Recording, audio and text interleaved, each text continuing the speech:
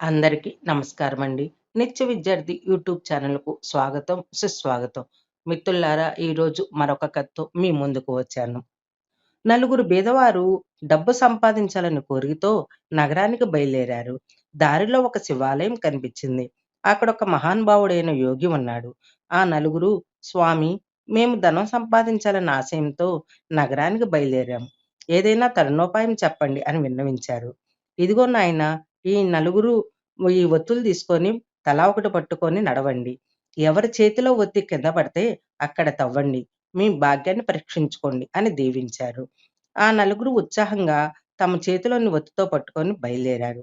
కొంత దూరం నడిచాక ఒకడి చేతిలో ఒత్తి కింద పడింది. వెంటనే అక్కడ తవ్వగా వాళ్ళకి బోలెడన్ని రాగి నాణేలు దొరికాయి. "మనందరికీ ఇవి హాయిగా సరిపోతాయి. పంచుకొని తృప్తిగా ఉందాం రండి" అన్నాడు. కానీ మిగతా ముగ్గురు, "ముందుకు వెళ్లి మా అదృష్టం పరీక్షించుకుంటామని" చెప్పాడు. రెండోవాడు ఒత్తి జారిపడిన చోట తవ్వగా వాళ్ళకి వెండి నాణేలు దొరికాయి. "ఇంక హాయిగా ఈ ధనంతో బతుకుదాం. ఇంకా ముందుకు వెళ్ళటం దేనికి" అన్నాడు రెండోవాడు. కానీ మిగతా ఇద్దరు గూడా, "మా అదృష్టాన్ని మేము పరీక్షించుకుంటాము" అన్నాడు. మూడోవాడు ఒత్తి కొంత దూరం వెళ్ళాక పడింది.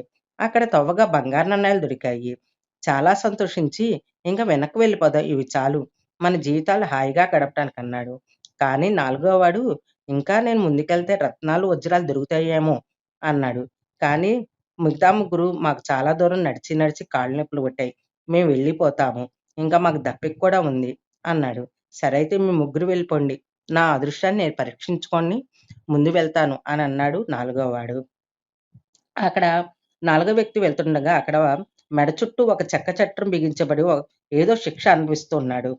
"నాయనా, నాకు నీళ్లు ఎక్కడ దొరుకుతాయో చెప్పగలవా? నీకు పుణ్యం ఉంటుంది" అనగానే, "నాయనా, నాకు నీళ్లు ఎక్కడ దొరుకుతాయో చెప్పగలవా? నీకు పుణ్యం ఉంటుంది" అనగానే ఆ చక్ర చట్ ఆ చక్ర చట్రం వీడి మెడకి వచ్చి చుట్టుకుంటుంది. "ఇదేమిటి? ఈ చట్రం నాకెందుకు చుట్టుకుంది? ఎలా పోగొట్టుకోవాలి?" అన్నాడు విచారంగా నాలుగోవాడు. అప్పుడు ఆ వ్యక్తి ఇలా అన్నాడు, "నేను ఈ శిక్ష ఎప్పటినుంచో అనుభవిస్తున్నాను. నీలాగా అత్యాశతో మరొకడొస్తే గాని నీకు విముక్తి లేదు.